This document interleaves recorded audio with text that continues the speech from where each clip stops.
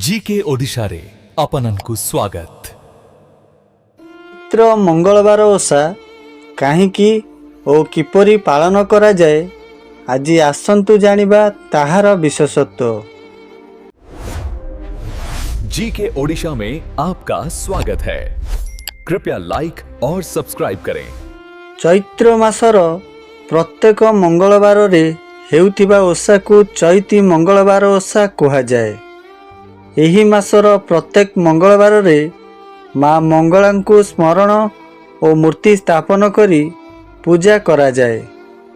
माँ मंगलांकर दिन मंगलवार निज पिलार और परिवारर मंगल पाई प्रत्येक घरर माँ माने पिलांग पाई एही मंगलवार ओषा करिथांती। एही दिन व्रतधारी माने सकाळु उठी स्नान करी माँ को स्थापन करिबा स्थान को भल भावरे सफा सुतरा करी गंगा जल रे पवित्र करिथांती।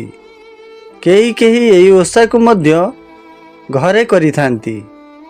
आउ केतक स्थान रे ग्रामर महिला माने एकत्रित होई ग्रामर मझी दांड रे करिथांती। दांड को सफा सुतरा करी गोबर पानी रे लिपा जाइथाए।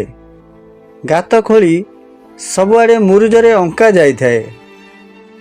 निज निज घरु फलमूल आनी समस्ते एकत्रित होइथांती। सेही दिन व्रतधारी माने अरुआ अन्न और फलमूल खाई एही व्रत करिथांती।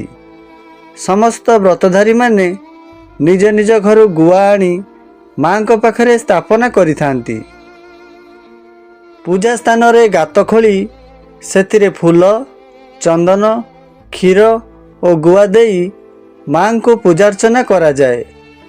माँ को पाखरे एक कलश स्थापन करा जाए। माँ को प्रिय फूल मंदार फूल। एही मंदार फूल रे माँ को सुसज्जित करा जाए। क्षीर नड़िया और फल आदि को मिसाई एक पणा प्रस्तुत करी एही गातरे ढाली पूजा आरंभ करा जाए। यह ही थिला चैत्र मंगलवार ओषार संपूर्ण विषय वस्तु।